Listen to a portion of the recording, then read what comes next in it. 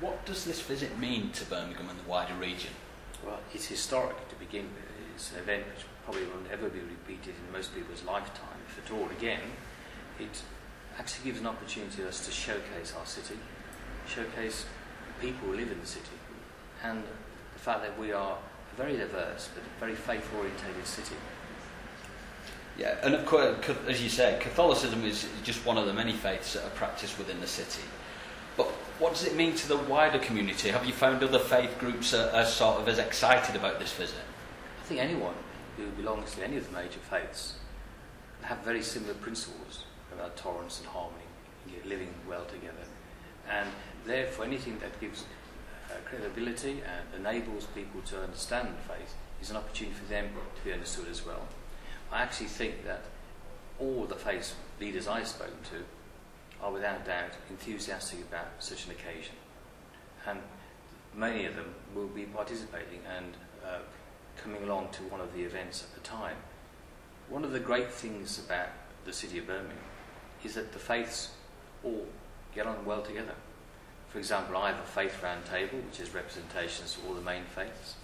The faith themselves, various faiths produce a faith leaders group, and there's loads of opportunities where they meet together. In fact, many of the events I go to which are faith driven have representatives of the other major faiths there.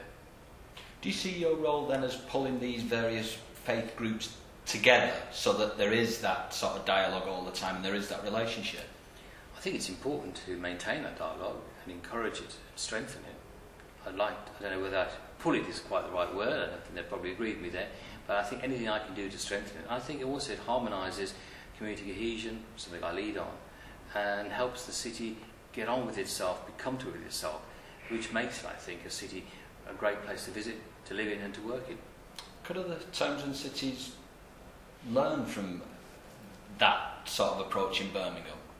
Do you feel we sort of, not necessarily lead the way, but we've got a decent example of how faiths work together? Well, we have a very good example of how they work together. It's one of the things that's strengthened us. I mean, as we all know, there's been difficulties over the last few years. There's been pressures and stresses throughout the country and the world.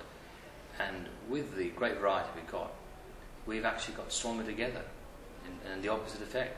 And I think things and matters like this and what I've just talked about help bring that strength, enable us to be resilient against pressures from outside or people using faith in vain. Now, you're meeting faith groups on a regular basis throughout the city. How important is faith in Birmingham in 2010?